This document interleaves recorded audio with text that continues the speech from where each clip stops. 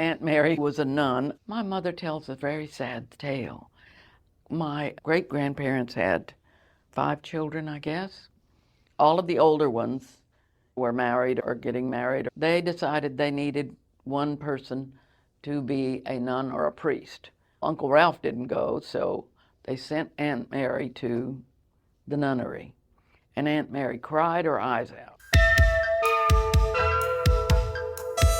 This is Jim Bratton Podcast. You may enjoy some, or all, or none.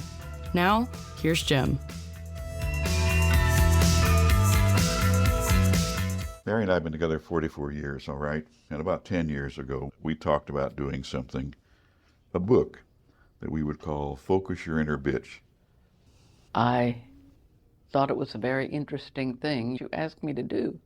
And I said, Jim, wait a minute, I have to focus my inner bitch. And you said, that's it, that's the name. Well, it was, because That's the name it's of a the skill book. set. And that's what we needed to talk about first, was exactly how that came about. Yeah. But, and by the way, we're sitting up here at Studio 206 at Marmo, or the makeshift Studio 206. Mary has in her hand, what kind of drink is that? It's a wonderful drink that Jaron introduced me to, and I love it. Okay. That's what I'll tell you. We've got the room tied up for a while. We were going to do this as an audio book, or as a book in general. And since I'm doing some podcasts, and the interviews seem to be going well, we talked about it, and we said, why should Mary do a monologue when we can do it as a question and answer? It's your story, Mary, okay? It is. I'm just asking the questions to let you tell it. Okay, let's go back. This Focus Your Inner Bitch is what this series is going to be. And it's what, 10 years ago that what the hell was it that I asked you to I don't remember what it is you asked me to do, but I said, Jim, you'll have to wait till I focus my inner bitch to do it. And then, of course, we jumped off into that. That was what the name of the book was. We'd been talking about it for at least a year before then, and you were calling it all kinds of other things. And when I said that, no, that was it, period. So, Focus your inner bitch. And can I remember? But for some reason, you think I'm the strongest person in the world. it's interesting. When I think of you, I think of somebody that virtually can do anything. And I was thinking about that the other day. And I was thinking, I have never had a question in my mind that you could do anything. I know if you say you're going to do something, you can and you will. Maybe that's what your Focus Your Inner Bitch is. It means just finding a way. How long has your life been finding a way? 77 years. I can't believe I'm 77 years old. All right. I want to talk about even before your 77 years, because your family has such a great history, okay? Tell me about your mom and your dad and how they met, where they lived, the neighborhood. Where do you want to start on that? I know about their early courtship and what have you. Tell me about the neighborhood to start with. It was the old Magnolia area over there by 75th and between Harrisburg and Navigation. And So was there a cluster of... it was just little shotgun houses. My folks, my mother lived at one end of the neighborhood and my dad lived in another end of the neighborhood. My dad lived in the white part of the neighborhood because my grandmother looked very white and she spoke very good English. This is my dad's mom. And she bought this house, and later they came to realize that she was married to Gregorio, who was a Mexican and very dark Indian-looking fellow.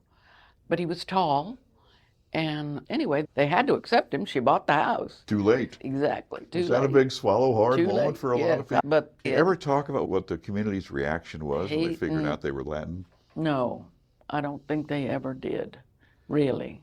But that's the end of the block Yes, that that your was dad was from. That was, yes, and it was right there by Franklin Elementary. Franklin, what's that corner? That's about 71 or 2, and Maltby, in that area, and Canal. Okay. Do I have this right that they ended up in the early 1900s settling there because of the port, because there was work? That's the on poor. my mother's side. Okay. My mother's side, of course, we had, you've interviewed Aunt Mary and the crossing, and she remembers and what have you, and how they went to an onion farm, and then finally they moved back. They came to Houston. Right, And after they a trip found, through yes, East after, Texas. and so they were at the train station, and somebody told them to take the streetcar to the end, and there they would probably find work because it was the shipyard. So my great-grandfather and his two oldest sons got on the streetcar and went to the end. When they came back, they had rented a small place for them to live, and I think it was like a lean-to or something that they were in, and they all had jobs, and So in the afternoon, they all got jobs and found a place to live. it was just amazing. And my grandfather knew, he was a little tiny guy, and he knew a little arithmetic, so they would let him count things, and so I guess that's what he did at the ship channel. Like a checker. Or something. Yes. And I don't know what my Uncle August did, but anyway, he did something because they all three had jobs. Later, as it turns out, my great-grandfather went to work at Rice University. Of course, they did anything that they could do for money. Let's see. Aunt Mary was a nun. My mother tells a very sad tale. My great-grandparents had 5 children, I guess. Mercedes, Dean, Raphael, and Aunt Mary. None of them, all of the older ones, were married or getting married. They decided they needed one person to be a nun or a priest. Uncle Ralph didn't go, so they sent Aunt Mary to the nunnery. And Aunt Mary cried her eyes out. Oh my. She did not want to go, and Mother remembers that. Oh my. So isn't that a sad thing? It really is. And then Aunt Mary being Mexican, Yes. they gave her the crap jobs. Oh, yes. But oh, no, she insisted she wanted to learn how to read and write and be a teacher and what have you. And she prevailed somehow. I don't know how she prevailed, but you, as I said, you've done that story. And I think you need to resurrect that. You're right. You have it A DAT. recorded. I need to so send it off and need have to- it brought to a contemporary medium that I Right. can use. I think that could be an opening or an insert as we do. It was quite a story. And then, interesting enough, she became ill. Yes. And that's an even sadder It was story. a horrible story, yes. Poor Aunt Mary, I don't know what she had. She might have had bone cancer or something, but she had to have a bone removed from one area, like a rib or something. Right. Now, the sad part is the nunnery said, we can't afford for you to have that surgery. So her parents said, get out of the nunnery and come home, and we can afford to have that surgery. And so she did. She got out of the nunnery and had the surgery. And I remember as a child going to see her, and her on that bed, and it was as hard as this table. It was a wooden plank she was laying on. Aunt Yeah. Mary had to do it No, I know. or not You're get right. well. This is not a matter of choice. Not This a is not matter of self-flagellation choice. or anything. No. No. And the order not standing behind her is just a sad story. And I need to tell you, we're talking about 2 generations back now. This is not your parents. This is the generation preceding Yes, your parents. my great-grandparents and my great-aunt. We're trying to give you a perspective of what came together to make you just as incredibly strong as you are, Mary. This is not just your generation. This is at least 2 generations prior. Hey, we did what we had to do. Yeah. That's what I'll tell you. Now, Your parents' Daddy generation. went to work at a grocery store. Right. They told him he could eat all the candy he wanted, and I think he did one day, and then it made him sick, so he didn't do it much anymore. Belcher's It was a little store. neighborhood store right there across from Franklin Elementary. Oh, now my daddy also remembers going to grocery supply in a horse and buggy wagon and That's 8 or so. something to go to Grocery Supply to pick up groceries because his aunt, one of Tia Luisa's husbands, this is my daddy's aunt, Tia Luisa, and one of her husbands had a store. And so this was when Daddy was very young. He remembers going to the With a grocery team of supply to pick up Or groceries. with horse and cart. Yeah. Now then, after that, when they bought the house and what have you. Oh, and Daddy, when my grandpa, this is my daddy's daddy, Right. Grandpa, and that's what we called him, Grandpa. He lost his job, and I don't remember. It was during really bad times, and they had 1 more year or 2 more years to pay off the house. My grandmother made Daddy quit school and go to work full-time. He went to work full-time at Belshaw's so that they could pay off the house. So he quit school. So he quit school and they paid off the house. The moment they paid off the house, my grandmother made him go back to school. For those of you who don't know, this whole neighborhood is on the edge of the ship channel. Truly it was. My daddy tells a story about bringing an alligator home. It was probably about 2 or 3 feet long. That's good size. And yeah, I'm surprised he could because alligators' teeth are very sharp. Oh, yes. But anyway, he brought this alligator home and he tied it up between 2 pecan trees in their backyard. And I remember those pecan trees very well because we played in those pecan trees. They were climbable. Anyway.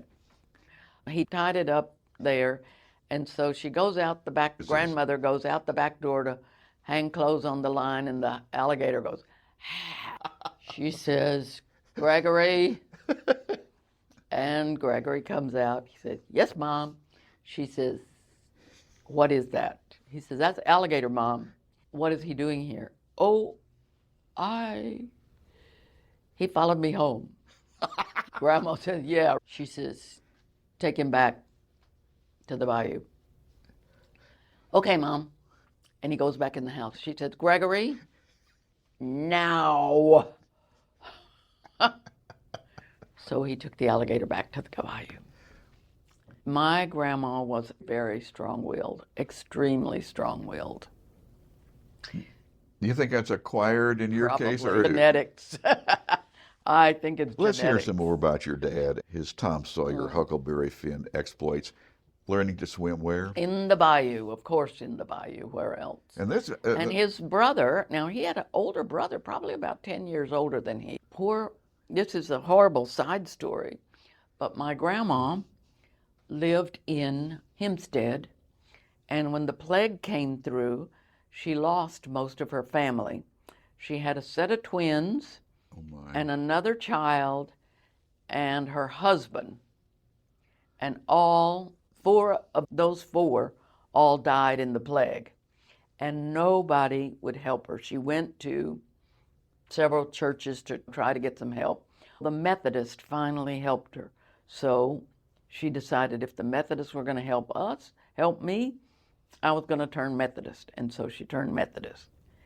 And much to the chagrin, I'm sure, of everybody. They weren't there to help her. So they turned to Methodist, and the only child that survived was my Uncle Arthur. And I believe he was about 8 or 10 years older than Daddy. He was a really wheeler-dealer guy. Whatever it was he had, if he found some sewing machines, he was selling sewing machines. It didn't matter whether they had electricity or not. He was going to sell them a sewing machine. And he was a gambler of sorts, and he would have Daddy go with him. How old was your dad now? I have no idea how old Daddy was. He was young. He was probably about, 10 or 12, maybe? And he'd say, I'm going to go in there, and when I come out, I want you to take off right away. So your dad was driving him. So my dad He was a chauffeur before, as a teenager? Yes. He'd say, my Uncle Arthur would jump in the car and he'd say, let's go. And boom, off they went. And one day they came home. They came home with chickens because that's all they could pay him with for their sewing machine. So they had chickens, chickens, and chickens. They had chicken for every meal, they said, for a long time, eating those damn chickens. Now, your dad was already showing his mechanical Oh, expertise. because he would fix interesting. sewing machines So what? Your uncle would buy a group of salvage or machines. whatever he could wheeler dealer with. Your dad would fix them, and he would hustle them as new sewing machines. Didn't they have those They had treadle some they had machines? treadle machines. Anyway, it was very interesting stories my daddy would tell. Did that uncle ever have a job, a real job? Not to my knowledge. He moved to California before I was born, I think they moved to California. He had some very high-powered friends. When he died, he had some movie stars come to his funeral. Really? Movie stars, yes. And Daddy and Aunt Gertie and Aunt Julia got on an airplane and went to the funeral of Arthur. Did they? Yes, and they met these movie stars. So they knew. He was a player. A player, truly. Now, I don't think he ever had any children.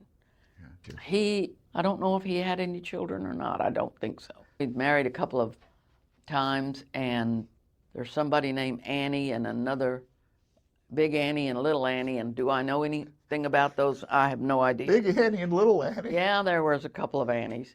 She had brothers and sisters, so they had a lot of nieces and nephews. My Uncle Arthur's wife. Oh, whether it's Big Annie or Little Annie. No, I don't know. One of the Annies, but any one of probably. the Annies. And they all were around, and I don't know if he taught them how to make money or what, but he was always taking care of all of those people. And he begged my mother and daddy to go to California. Yeah. And he did beg Uncle Tony and Emma, and they went. Now, remember, they had lived in Denver Harbor Right. before we did, Tony and Emma, and the house that they sold was sold to the Varas, Rudy and Well, we better back up because the Vara family. I'm getting confused on this. The Vara family is another Magnolia family. Okay, Magnolia, Yes. it was the point of origin. Yes.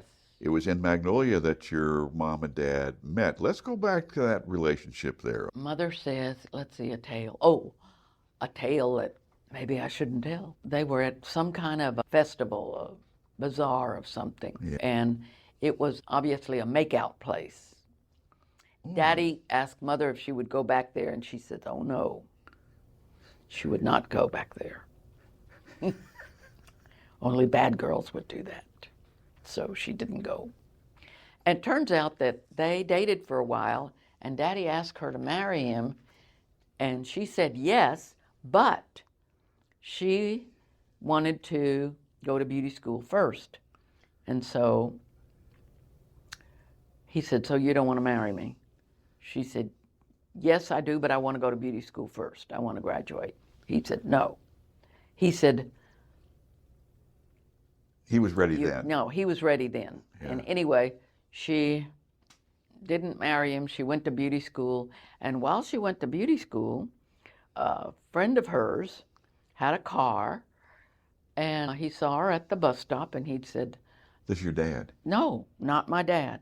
Oh, the friend. Oh, The friend, male friend with a car, Got it. said, I'll take you to school. So he would take her every day to school, Yeah. and he would bring her back. Yeah. So my daddy thought that he was A suitor. Mother's suitor. And he was not, he was just a friend. He took her to Yeah. brought her back. I mean, they were going to Dad got jealous. similar place or what have you. Yes, exactly. Anyway, she Finished. just finished beauty school, and her friend, Esther Postel, gave her a graduation party. And at the graduation party, Esther had my daddy there as a date for my mother. Because Esther knew that my mother wasn't dating this guy, and she knew that Daddy, So it's a fixed up deal, but neither one of them knew about it? well, How old were they?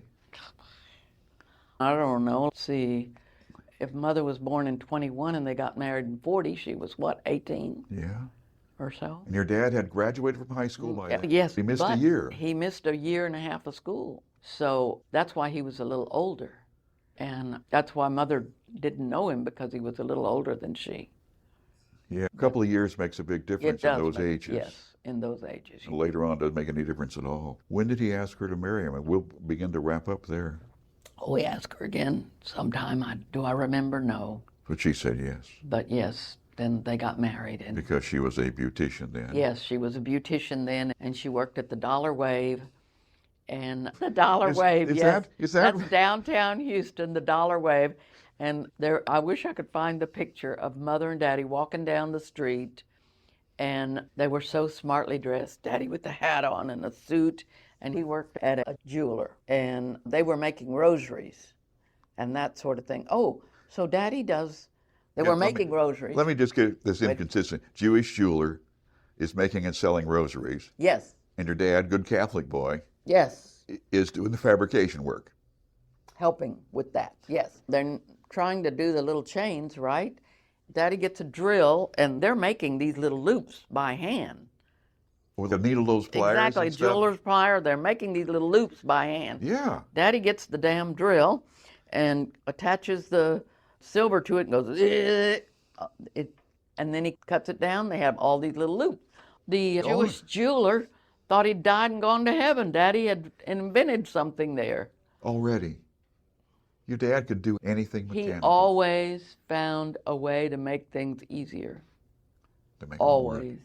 Whatever he could do to make something easier, he would do it. I remember him always finding a way, make a jig for a saw or something. I remember helping Butch do that on the flooring and everything. Yes, exactly. Boy, we're jumping way around here, Mary, but we got so many stories to tell. All right, so here's where we are. We got a little bit of your background. We've got your parents close to being married. Next time we'll pick up with your folks getting married and where it went from there. It's been a great background. I'm seeing how this focus your inner bitch attitude has prevailed for a long time. And we'll talk about your mom too, because she... Oh my gosh, and I haven't told you the worst of my moms. We'll save that for next time. Be sure and listen to episode 2 of Focus Your Inner Bitch. This has been Jim Bratton Podcast. We hope you have enjoyed, been inspired, informed, angered, or otherwise emotionally stimulated. This is your booth announcer, Sierra Sakel.